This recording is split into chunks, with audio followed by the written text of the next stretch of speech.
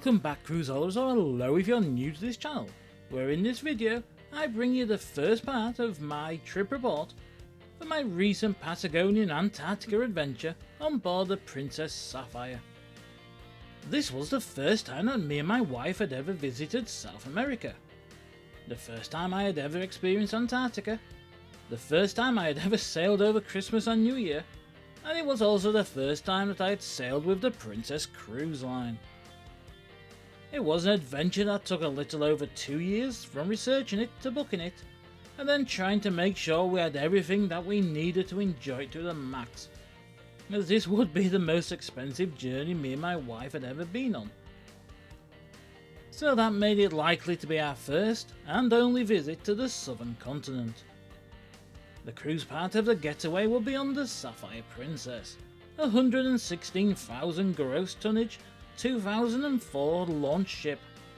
that is part of the Gem class, which would be our home for 17 nights and our transportation to thousands of penguins. It wasn't just about where we were sailing though, as we also added on a stay in Buenos Aires before the cruise and a couple of nights stay in Rio de Janeiro in Brazil on the way home. So if all of that sounds of interest to you, I would love for you to join me on this journey as I take you through my Patagonia and Antarctica trip report. So don't forget to like and subscribe to make sure you are notified when the next part of this adventure goes live. My name is Darren, and this is my trip report for my Antarctic adventure. In an adventure that would take in the likes of Rio de Janeiro, Buenos Aires, Madrid and Lisbon, it would actually be the town of Stockport in Greater Manchester where it would all start. That would be where I would stay overnight before my first flight, which would take me from Manchester Airport to Madrid Barajas, and it was arguably the first leg of the journey that would prove to be the trickiest. I had originally booked with Iberia for the journey, but a few months before departure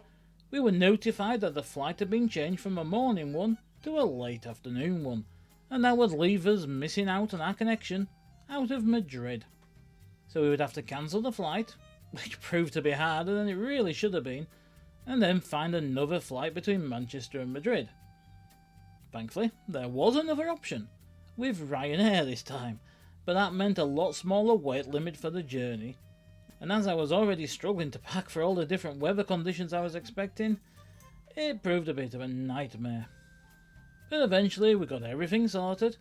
headed to the airport, and things got off to a decent start as we got away on time, parked up easily, breezed through check-in and security, and set off on the first leg, a flight to Madrid in Spain. With no proper connection possible in Madrid, we would need to grab our bags, leave the airport, wait a few hours, check in, and then wait for the next flight.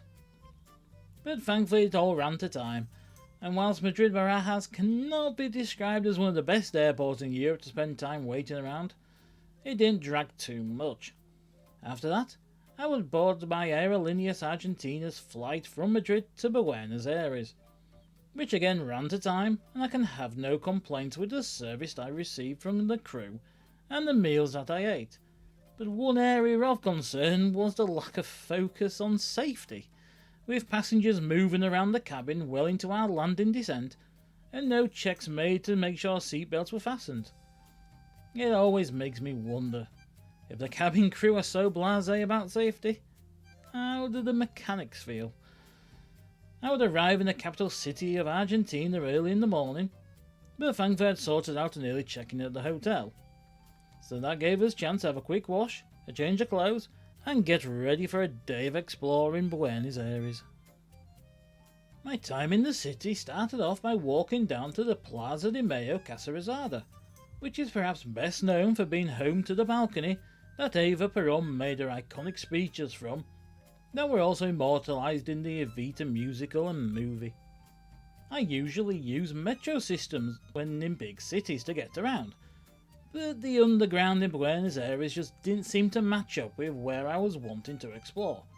So instead of heading underground, I headed upwards to the top deck of one of the city's hop-on hop-off buses.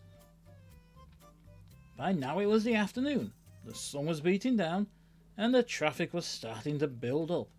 so I would simply stay on board the bus, take in the sights, and get to know the city. The next day, I would once again head for the Ho-Ho bus, and I would use it to head down to the Boca District of the city, somewhere not easy to reach otherwise. For me, the district is best known due to the football club that plays there, Boca Juniors, and their iconic blue and yellow colours are found throughout the district, which is now a bustling tourist area full of colour, gift shops, restaurants, and a relaxed vibe. It's a sort of place where you just simply want to walk around and take it all in, from the street tango dancers to the street art, and from the cobbled streets to the aromas of the street food, all coupled with a sprinkling of history and overlooked by the steeply banked stands of the famous La Bombonera Stadium. After spending the morning exploring La Boca, it would start to rain, so I would jump back on the bus and stay on board until the rain relented, which would perfectly align with me arriving in the historic Recoleta District, perhaps most famous for the Recoleta Cemetery, where the great and not so great of Buenos Aires' wealthy and not so wealthy are buried. The headline attraction of the cemetery is the grave of Eva Perón, wife of Juan Perón, and someone who, those who have an interest in history, is an early adopter of the populist movement, whilst those who are fans of musicals will have a somewhat revisionist history of her. Sadly, I won't get the chance to walk around the cemetery itself, as I had planned to, as it was closed due to safety reasons after the rain, but the district is still a great place to walk around, and with some extra time on my hands, me and my wife would walk back to our hotel from there. That would allow us to take in some of the posher part of the city, and visit the beautiful Teatro Colón, and the square outside of it before grabbing some empanadas and heading back to our room. That evening, I would head to the city's giant obelisk to see the city's main Christmas tree and decorations, but in truth it was nothing special. For my last day in the city before boarding the Sapphire, I would head to the San Telmo district, another historic area of the city which is headlined by the San Telmo market. It was there where I first headed, and the market lived up to expectations that I developed after reading reviews online before going there. It's a bustling place where locals and tourists mix, and its many narrow walkways, eateries and shops. So if you're in central Buenos Aires, make sure you head there. I had noticed an outside market in a nearby street, and that's where I would head to next, and I'm so glad I did, as it turned out to be a huge market with hundreds of stalls and many offering locally made crafts and gifts. That gave us a great chance to do some gift shopping for ourselves and for our families, before I headed to the historic Puerto Madero area, which has been developed into a great place to walk around and spend some time relaxing, as it's now home to numerous bars, cafes, shops and attractions, including a couple of sailing ships and the Puente de la Mecha footbridge. It also links the Recoleta area with the main shopping street of the city, so we'd walk from one end of the port to the other, and then back to our hotel through the shops and galleries of Cala, Florida. It was time to repack now, get all of the paperwork etc. sorted for our cruise, as by the next morning we would need to be up early to head straight to the cruise port and board the Princess Sapphire for 17 nights of exploring Patagonia and Antarctica. And that's where I'll leave this first part of this trip report, so make sure you join me next time, where I'll take you through boarding the Princess Sapphire and bring you what we got up to on a bonus day in the city of Buenos Aires. So all that remains to be said, thank you so much for watching. I hope you enjoyed this first part of my trip adventure, and see you next time.